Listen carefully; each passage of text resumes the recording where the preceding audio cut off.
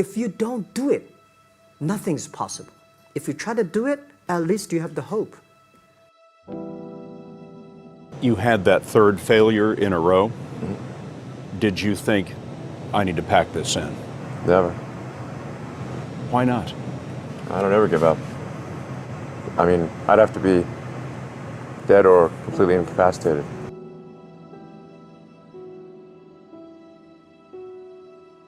So many things go wrong when you're starting a company, and often I think people ask, what mistakes should you avoid making? And my answer to that question is don't even bother trying to avoid mistakes because you're going to make tons of mistakes, right? And the important thing is actually learning quickly from whatever mistakes you make and not giving up, right? And I mean, there are things every single year of Facebook's existence that could have killed us or made it so that it just seemed like moving forward and making a lot of progress just seemed intractable, but you just kind of bounce back and you learn, and nothing is impossible. You just have to kind of keep running through the walls. It's hard changing your life.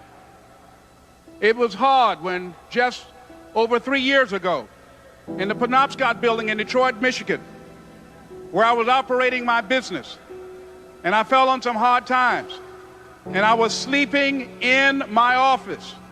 It was hard coming into the lobby, and the security said, "Excuse me, Mr. Brown, can we see you for a moment?" And I said, "Yes," and I walked up to the counter, and he gave me an envelope. And he said, "Would you mind reading it here?" And I opened the envelope, and the envelope was from management that said, "This is an office tower. It's not a hotel. Please do not sleep in your office." And I said, "Excuse me, sir." I said, "I just work long hours in creating my business. I'm an entrepreneur. And right now, things are bad for me. But they're not going to be this way always. And I just asked for the opportunity to continue to operate like I'm doing. I'm not trying to make this my home." And it was hard coming through the lobby. And sometimes they would laugh. There's a guy talking about becoming successful. And look at him. He's bathing in the bathroom upstairs on the 21st floor. He sleeps on the floor. Him and 2 other dreamers up there. Look at him. It was hard, ladies and gentlemen, coming to speak to people. And I was facing financial difficulties in my own life. I was behind on my bills and my dreams, and I'm saying to them, you can live your dream. It was hard, ladies and gentlemen. It was very difficult to pick myself up each day believing that I could do it. There were times that I doubted myself. I said, "God, why is this happening to me? I'm just trying to take care of my children and my mother. I'm not trying to steal or rob from anybody. How did this have to happen to me?" It was very hard. And here's what I want to say to you. For those of you that have experienced some hardships, don't give up on your dreams. No one could have convinced me by holding on, by continuing to push forward, by continuing to run toward my dream, that one day I would have my own talk show.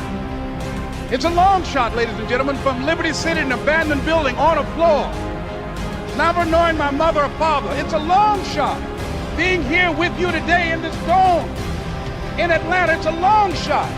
No college training, labeled educable, mentally retarded, but I kept running toward my dream.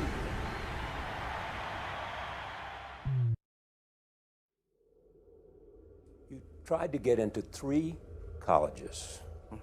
Each time they rejected you. No, I tried. There's an examination that young people, if you want to go university, you have to take the examinations. So I failed 3 times. Right. But a lot of fail. I failed for funny things that I failed a key primary school test for 2 times, and I failed 3 times for the middle schools, and. You will never believe in Hangzhou, my city, there's only 1 middle school that lasts only 1 year. It was changed from primary school to middle school because our graduates of our school, no middle school accept us because we were too bad. What effect did it have, though, being rejected? Well, I think we have to get used to it. We're not that good. Even today, we still have a lot of people reject us. I think when I graduate from universities, and before for 3 years I tried to fill in the universities. So I applied jobs for 30 times, got rejected. I went for a police, they said, no, you're not good. I went to even the KFC. When KFC came to China, come to my city, 24 people went for the job. 23 people were accepted. I was the only one guy. And we went for police. 5 people, 4 of them accepted. I was the only guy that did not receive it. So to me, being turned down, rejected. Oh, by the way, I told you that I applied for Harvard for 10 times, rejected. Nothing works the first time. When you try something new, it probably won't work. When you try something new several times, it probably won't work. And the turning point in my life came when I would hear good ideas, and I was so eager to be successful in selling. I would run out and try the ideas, and they wouldn't work. I'd try a way of getting an appointment or answering an objection or closing a sale. It wouldn't work. And my natural response, and I think just to be disappointed. And then I realized nothing works, at least the first few times. So I decided I would try a new idea 5 or 10 times before I passed judgment on it. I would not just try it once and quit like most people do, and that changed my whole life. It was a turning point in my life because I realized from then on, if you've got a good idea and you've got a good goal and you want to double your income and improve the quality of your life, and you have to try new things in order to get new results, it's not going to work the first time. So you say, well, that didn't work, try something else and try something else and try something else. Now, if you try, only 2 things can happen. What are they?